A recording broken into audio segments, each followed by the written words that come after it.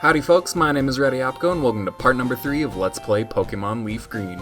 In the last part, we got all the way through Viridian Forest, making our way to Pewter City, and here, right in front of the very first gym in the game, Brock's Rock Gym.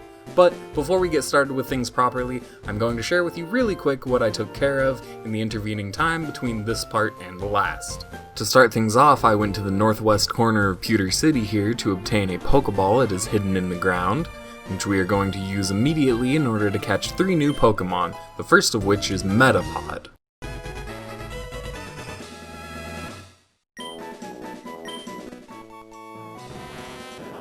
This Pokemon is vulnerable to attack while its shell is soft, exposing its weak and tender body. Second would be Kakuna.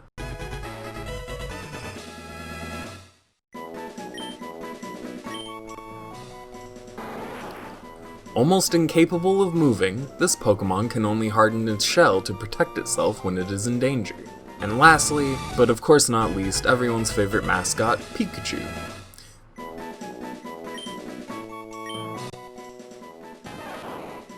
When several of these Pokemon gather, their electricity can build and cause lightning storms.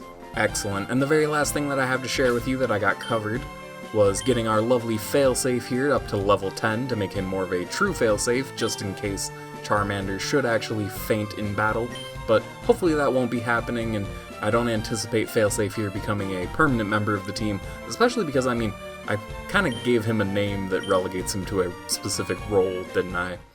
But it's okay, we're going to be leading into things with our lovely Hazard here, because we're going to learn right quick that Steel-type moves are, well, you'll see. First off, we've got a fight before we can actually take on Brock. Stop right there, kid. You're 10,000 light years from facing Brock. That's quite a distance. That's quite a distance away from facing him. Although, I think that I will mention to you that light years are a measure of distance and not of time. But I bet you'll never come to that realization, kiddo, for you are but a kiddo. But all jokes aside, and especially stupid ones such as that, as I was mentioning before, Steel-type moves are going to be very, very effective against the Rock and Ground types populating Brock's gym here, and I set things up specifically so that defeating this particular trainer would get Hazard here up to level 16, which is going to involve some nice stat bonuses as per usual, but for the privy of those of you among the crew that are watching today, you will know that level 16 is where something very, very special happens for starter Pokemon. Usually, I can't think of many cases where that is not the case, actually. And unfortunately, this foe here, the Sandshrew that this trainer uses, is actually kind of a tough customer. Insofar as we don't actually have any special effective moves, so Steel-type is special effective against Rock-type, but not Ground types. So I'm actually amazed that he used 2 Sand attacks on me and I haven't missed, but of course as soon as I open my mouth, literally as soon as I'm gonna say the thing is gonna happen to me, because that is the curse of Let's Playing. Like, how many times has it happened that someone started talking about something, and it seems that only at that moment does the game decide to respond in turn and be like, oh no, yeah, you should be missing every attack. What am I thinking? This is totally wrong. But we're going to take out Camper Liam with relative ease there. Metal Claw is a really, really spicy move in this particular instance. And, yeah, it was a joke. Light years isn't time, it measures distance!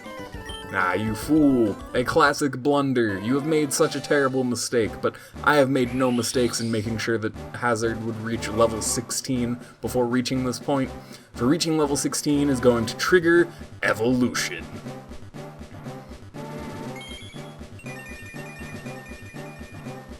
With a rain of confetti, Hazard has evolved into Charmeleon, the second stage for Charmander.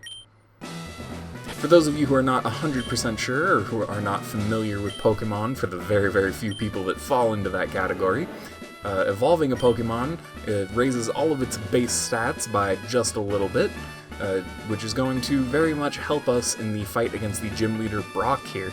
The extra attack and extra HP that have been gained in this instance are going to be very, very, very helpful.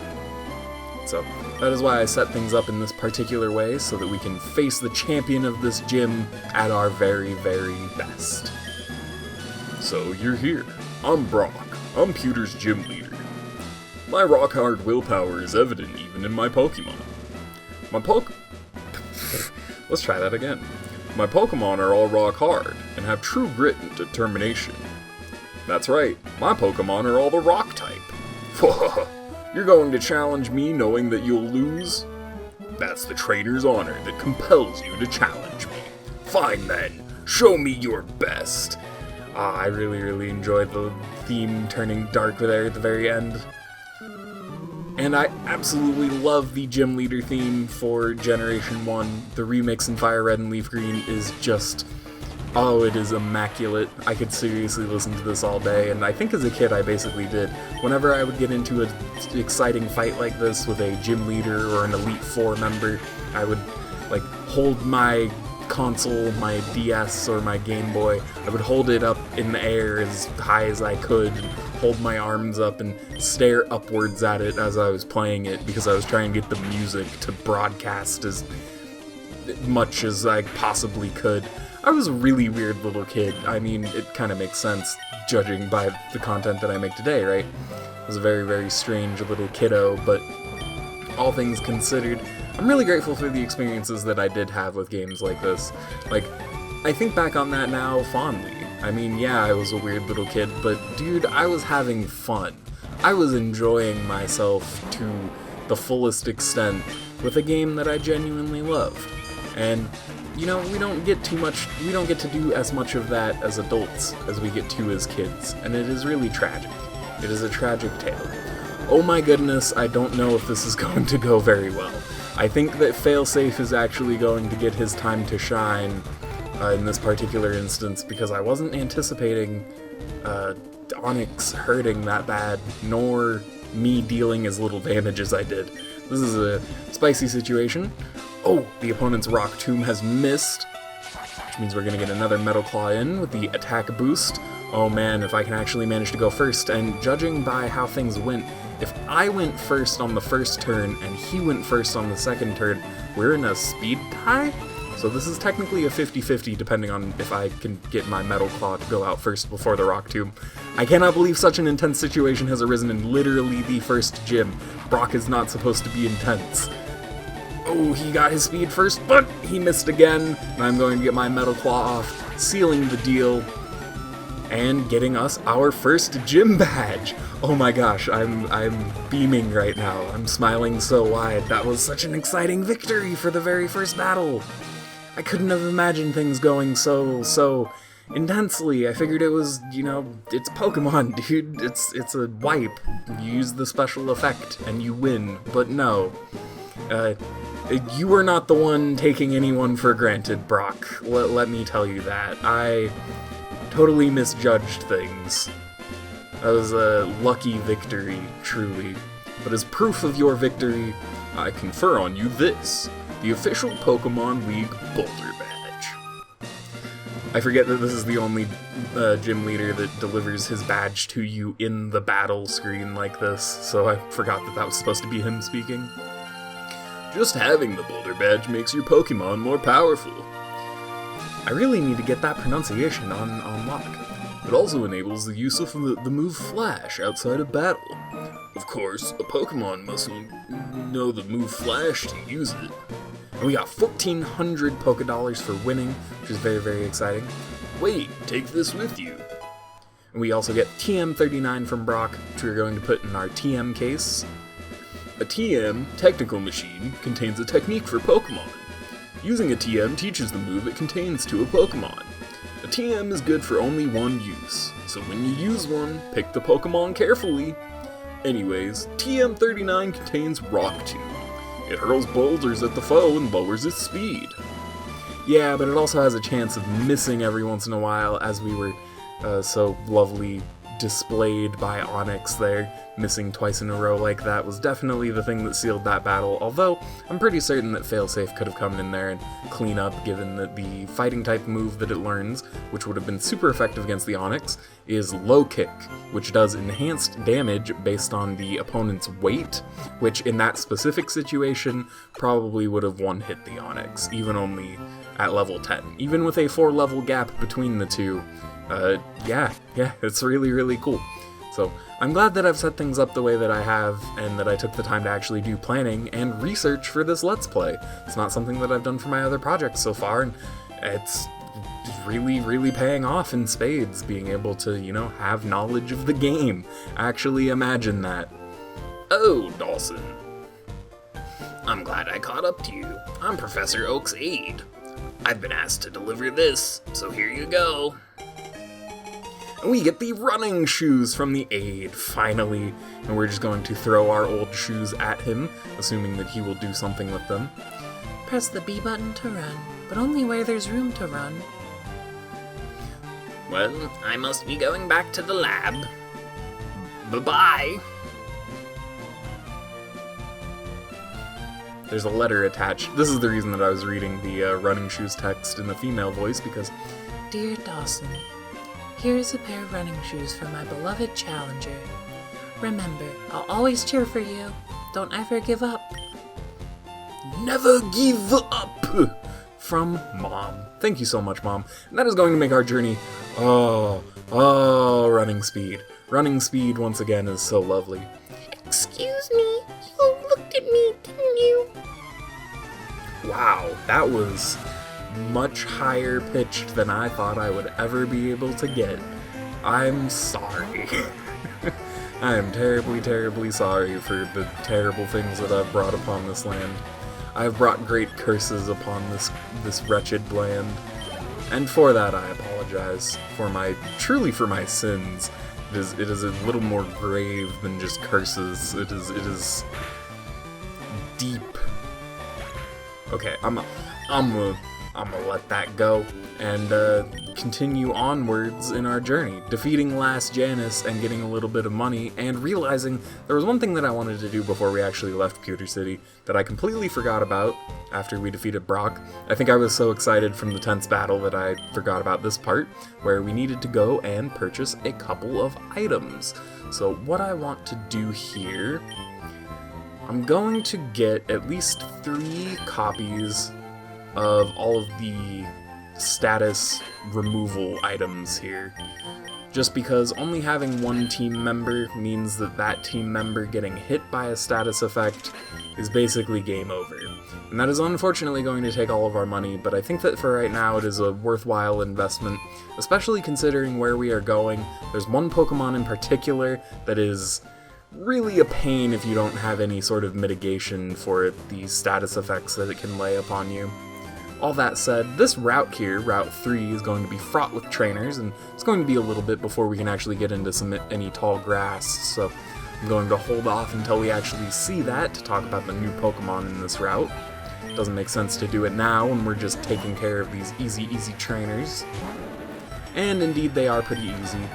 Basically a bunch of bug catchers and other little kids that are theoretically also just starting their adventure, but our little kid has the ability of main character power, which is, I always like to think, this is actually particularly funny. I have been binging Skyrim again recently, which I know is not the best video game that I could be spending my time with, but I'm having a decent amount of fun. Because I always like to imagine I almost like to contextualize the player added power that the character has within the world. So in this instance, in Pokemon, the entire reason, having a level 18 Charmeleon going against these other little kids they just have like Caterpies and Weedles, and they have multiple of one Pokemon because they just don't know how things are going on. It almost makes me feel like I'm an adult beating up real children, which is not the best place for Pokemon to have gone here. Building personal growth. What was it? Achieving personal growth. Yeah, we're a little removed from that goal here, considering that I'm using my power to just absolutely wail on these children to my best. That said, they do have valuable experience locked within all of the Pokemon within their parties, and I would be extremely remiss not to do a little bit of grinding, let our Charmeleon buddy get a little bit stronger. That said, I think I'm going to make an effort to skip one or two of these. As a matter of fact, I can't skip I can't skip this bug trainer. As soon as you go to the tile to the right, she will see you and march on over so that you have to fight both of them. So I'm going to strategically ignore the girl up there, strategically ignore the boy to the bottom there, and I'm going to just save them because, well, I have my own personal reasons that I won't be sharing. Well, I guess I can, give you a little bit of hint. It may be possible that one of the Pokemon that we are catching here is going to indeed be a new party member.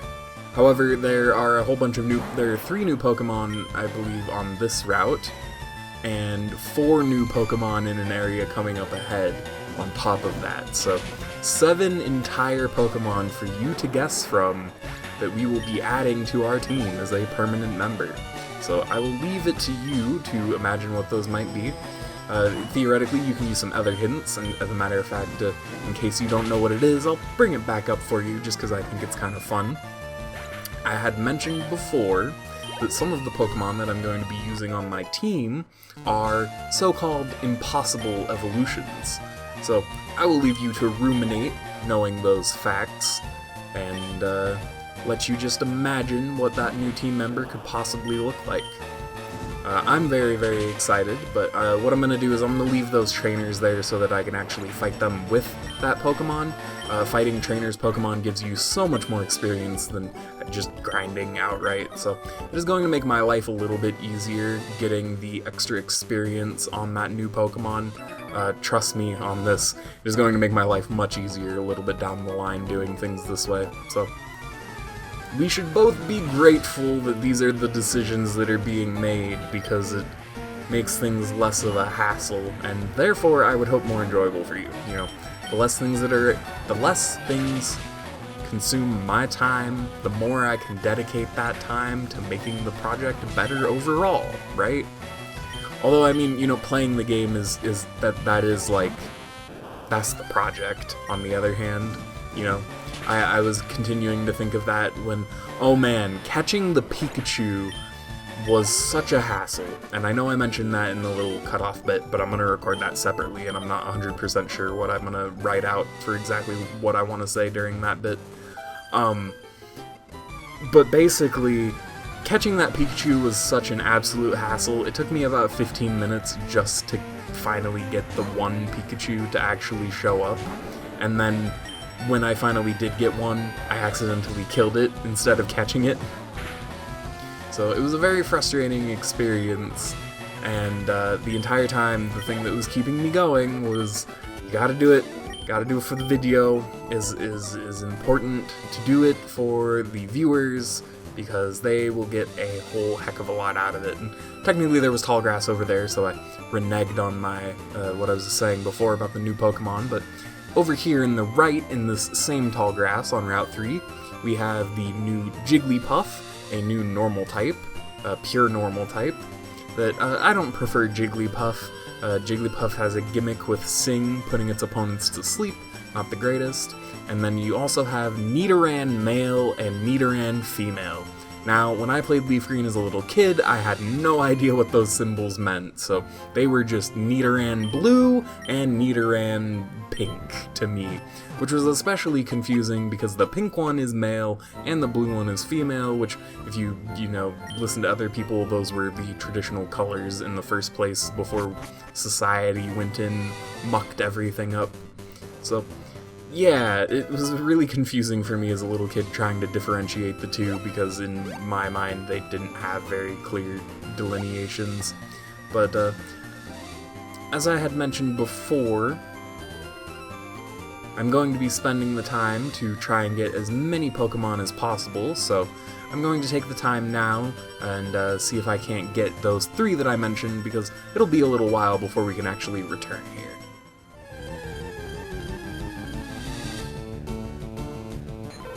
Oh wow, the very first one that I encountered was Jigglypuff.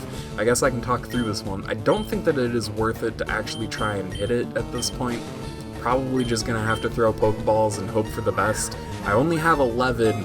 Oh man, and I need to catch 7? I'm not so sure about those numbers, Chief. Now that I'm actually, like, mathing things out, I think I might have to take some of this trainer money and go back to town. Get some more Pokedollars, or more Pokeballs, rather, with my Pokedollars, because otherwise we might be running into some sketchy situations like this one. Okay, if I scratch it, will I kill it? Yeah, probably. Yeah, oh, definitely if it's a critical. Come on, man, that's just not fair. Alrighty, finally caught a Jigglypuff.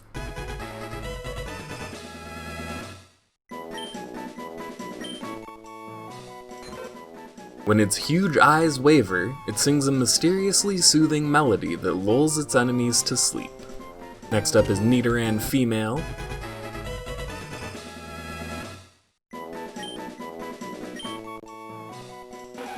Although small, its venomous barbs render this Pokemon dangerous. The female has smaller horns. And lastly, in Route 3, Nidoran Male.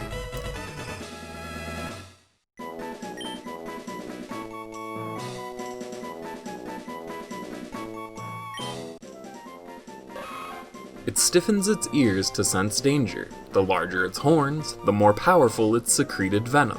Okay, cool, that actually ended up being a lot easier than I thought it would be to capture those 3 Pokemon, especially considering that I'm trying to do everything on a Pokeball budget.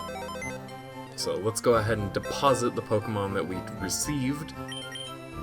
No reason to keep them in our party, considering that they are not nearly as effective of a failsafe as the, the one named after the thing. So, it was actually very helpful there in capturing the Nidoran Male. I was having a really, really tough time. I basically did the same thing as with Pikachu. It took me a really long time to find them. I managed to find 2. I scratched them, and they immediately exploded into treats. So, I actually used a scratch on failsafe there, and things worked out. So, moving onwards from Route 3, we are now moving into our first real dungeon proper. Viridian Forest is just kind of a primer, but Mount Moon here, I feel, is more of the real deal. So Mount Moon has a whole host of new Pokemon, as I was mentioning before. So technically in the Poke Center there is a dude that you can talk to if you really so wish, that has a Magikarp for sale for 500 Pokedollars. Now, Magikarp is a Pokemon that can be caught in literally every water source available to you, once you have the means to do so.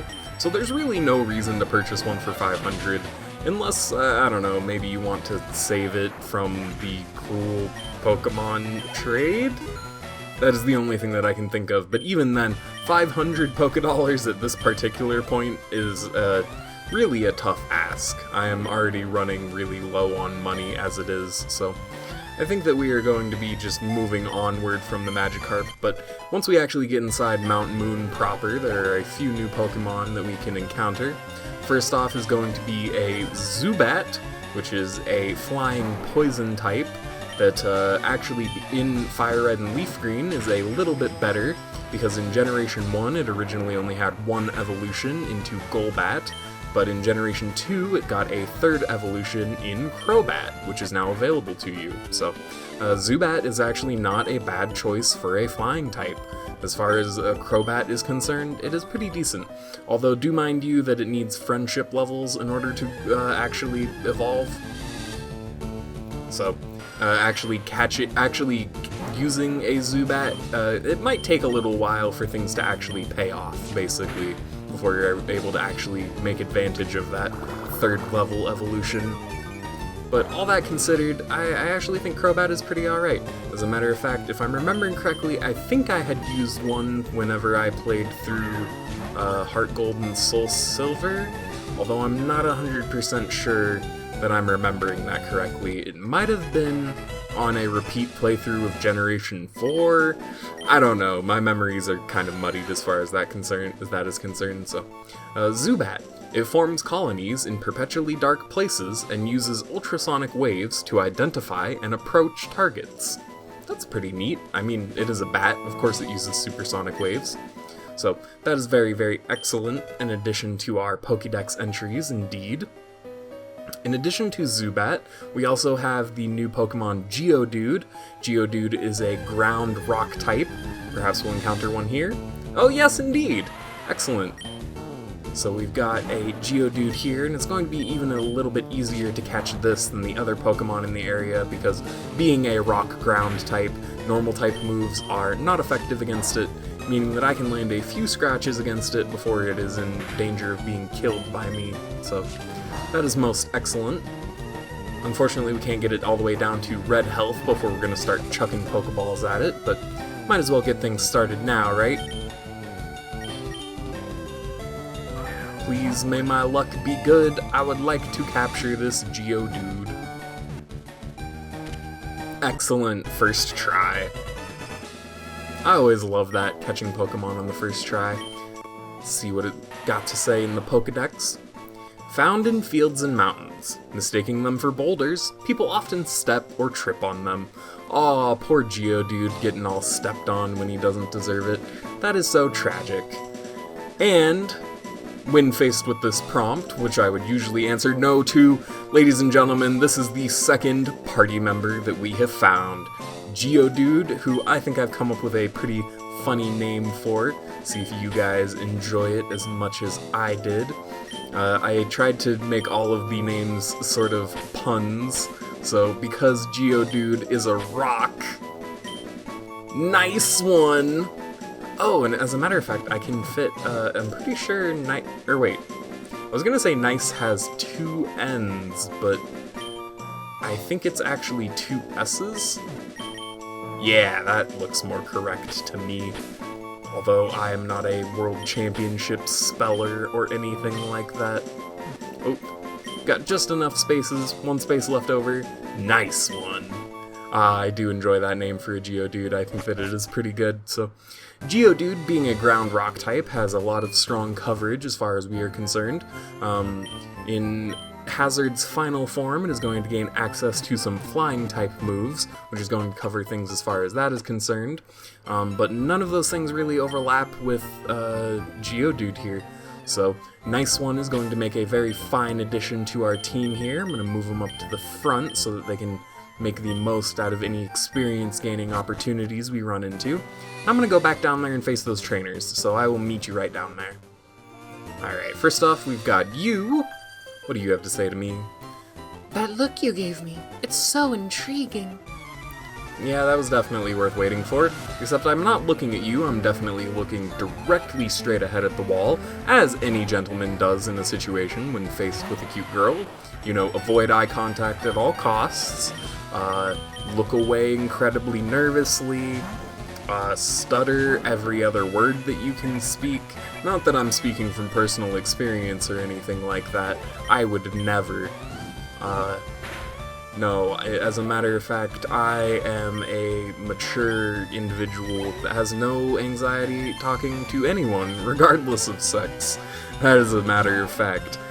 Except for the part where it's really painfully not. Man, talking to people is hard. Although I've gotta say that, I've mentioned it before, doing Let's Plays like this actually genuinely helps as far as that is concerned, because I feel like part of that anxiety comes from a place of worrying that I will sort of run out of speaking ability, if you can put it that way. It's kind of a complicated way to put it. That I won't be sure what I actually want to say, basically. I have had a lot of people comment that I try to think before I speak, and generally that really is true. I really try to think before I speak, but sometimes it turns into overthinking, I think is what it is. How many times can I use the word think in one sentence? Hey, you're not wearing shorts! What's wrong with you? As a matter of fact, I am wearing shorts, but no, I really can't imagine wearing jeans in this kind of weather. Like, it's gotta be, what, a couple 100 degrees here in Kanto? A couple hundred, okay, maybe that is a little excessive as far as temperatures are concerned. Wow, that was actually a very painful fury attack. I think I'm going to continue making use of the method that I displayed in the last fight, which is Pokemon split experience if they are both featured in a battle when an opposing Pokemon falls. And you can use this to, it does make things a little bit slower for the weaker Pokemon, but it does make things a lot easier insofar as them not dying. So, I will take the Pokemon not dying, especially because it will raise their friendship level at a much faster rate, which I'm not sure impacts anything major, but it's a good thing to keep in mind. And with that, we've defeated Youngster Calvin, and I think that's actually going to basically clear things up for the rest of this part. I'm not sure that we've got anything else that we've got to do before we actually get into Mount Moon proper. I apologize if progress seems kind of slow in this series, but I promise you that things will pick up as we actually get moving on. And, so I actually failed to mention the other two new Pokemon that are included in Mount Moon, so I think that I'm actually just going to go ahead and save those for the next part. I will show you once I have caught them. One of them is extremely rare, so definitely something I'm going to want to take the time to do off-screen when I'm not recording. So, I hope you guys have enjoyed part number 3 of Let's Play Pokemon LeafGreen, and I hope you will be staying tuned for part number 4. My name is Reddy Opko, hope to be seeing you there.